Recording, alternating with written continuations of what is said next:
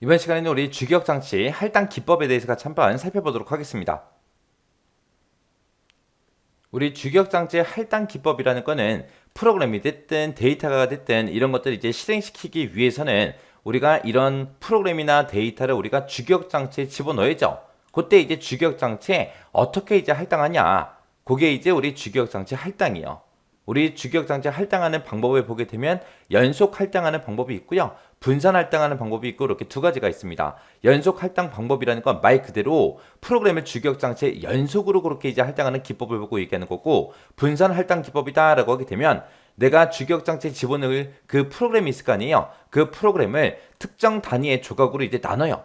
여러 조각으로 이제 나눠서 이제 주기억장치 내에다가 이제 분산해서 할당하는 그 기법을 보고 우리가 분산 할당 기법이라고 합니다. 그냥 제목 그대로죠. 제목 그대로. 연속 할당은 연속으로 이제 할당하는 거. 분산은 여러 조각으로 나눠서 분산해서 할당하는 거. 그때 이제 연속 할당 방법을 보게 되면 이제 단일 분할 할당 기법이라는 게 있고 다중 분할 할당 기법이라는 게 있고 이렇게 두 가지가 있어요. 그리고 분산 할당 기법을 보게 되면 이제 페이징 기법이라는 게 있고 세그먼테이션 기법이라는 게 있고 이렇게 두 가지가 있습니다. 우리가 이번 섹션에서 이제 알아볼 거는 연속 할당 기법. 여기에 단일 분할하고 다중 분할이 있다 그랬어요. 이 두 가지에 대해서 이제 살펴볼 거예요. 그리고 페이징 기법, 그리고 세그먼테이션 기법 이 두 가지는 다음 섹션에서 우리가 자세히 살펴볼 겁니다. 자, 연속 할당 기법에 단일 분할, 다중 분할 두 가지 있어요. 자, 이 두 가지 좀 살펴보자고요. 자, 우리 단일 분할 할당 기법이라는 건 뭘 얘기하냐면은 주기억장치 큰 게, 요만한 게 이제 크게 이렇게 있을 때 이거를 영역을 쪼개는 거예요.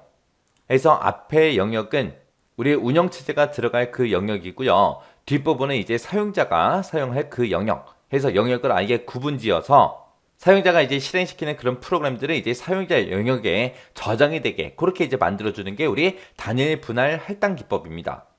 그래서 우리 주기억장치를 운영체제 영역과 사용자 영역 이 두 가지로 나눠서 한순간에는 오직 한 명의 사용자만 이 주기억장치의 사용자 영역을 사용하는 그 기법을 보고 우리가 단일 분할 할당 기법 그렇게 이제 불러요. 얘가 이제 가장 단순한 그런 기법이고요. 초기 운영체제에서 많이 사용했던 그런 기법을 보고 얘기하는 거예요. 그래서 얘는 이제 운영체제 영역이 따로 있기 때문에 우리가 이제 운영체제를 보호할 수 있고요. 그리고 사용자가 이제 실행시키는 그런 프로그램들은 사용자 영역만 이제 사용하기 때문에 운영체제 영역이랑 사용자 영역을 이제 구분하는 경계 레지스터가 이제 사용이 됩니다. 여기서 이제 경계 레지스터라는 게 여기 얘기하는 거예요. 사용자 영역이 시작되는 이 부분 있죠?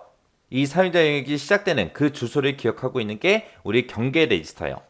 그래서 사용자 영역은 여기서부터 시작합니다 라고 그 주소를 기억하고 있는 게 우리 경계 레지스터예요.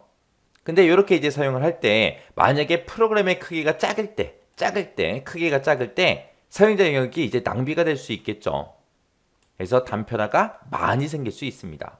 그래서 그런 단점을 가지고 있는 게 우리 단일 분할 할당 기법이요. 이 단일 분할 할당 기법도 크게 두 가지로 나눌 수 있어요. 오버레이 기법이라는 게 있고 스와핑 기법이라는 게 있고 이렇게 두 가지가 있습니다. 오버레이다 그러면 오버라는 말이 들어갔어요. 오버. 얘는 이제 주기억장치보다 큰 주기억장치보다 큰 그런 사용자 프로그램을 실행하기 위해서 사용하는 기법이고요. 스와핑 기법이라는 거는 하나의 프로그램 전체를 통째로 그냥 주기억장치에 전부 다 할당을 해요. 할당을 해서 사용하다가 필요에 따라서 다른 프로그램과 교체하는 그 기법을 보고 우리가 스와핑 기법이라고 합니다. 이런 게 이제 단일 분할 할당 기법이요. 그 다음에 이제 다중분할이요. 다중분할 할당 기법에 보게 되면 지금처럼 이렇게 두 가지가 있어요. 고정된 크기로 분할해서 할당을 하냐, 가변 분할이냐, 해서 크기가 정해져 있냐, 안 정해져 있냐, 거기에 따라서 이렇게 두 가지로 나눠지는데, 고정 분할을 다른 말로 정적 할당 기법이라고 그렇게 부르는 거고요. 가변 분할을 보고 우리가 동적 할당 기법이라고 그렇게 이제 부릅니다. 고정 분할은 말 그대로 크기가 정해진 거예요. 프로그램을 할당하기 전에 운영체제가 주기억장치의 사용자 영역 있죠? 그 사용자 영역을 여러 개의 고정된 크기로 분할을 해서 준비 상태 큐에서 이제 준비 중인 그 프로그램을 각 영역에다가 이제 할당해서 그렇게 이제 수행하는 기법을 보고 얘기해요. 얘는 이제 고정된 크기로 분할하더라. 그 다음에 이제 가변 분할이요. 동적 할당이요.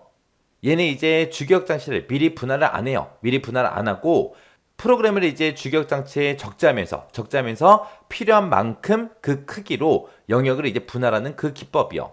그럼 필요한 크기로 영역을 분할하기 때문에 단편화가 많이 생기다, 적게 생긴다, 적게 생기더라. 그래서 단편화를 줄이기 위해서 사용하는 그 기법이 가변 분할이요. 그래서 다중 분할 할당 기법에는 이렇게 두 가지가 있다. 뭐가 뭔지 구분할 수 있게 그 정도만 여러분들이 보고 지나가시면 돼요.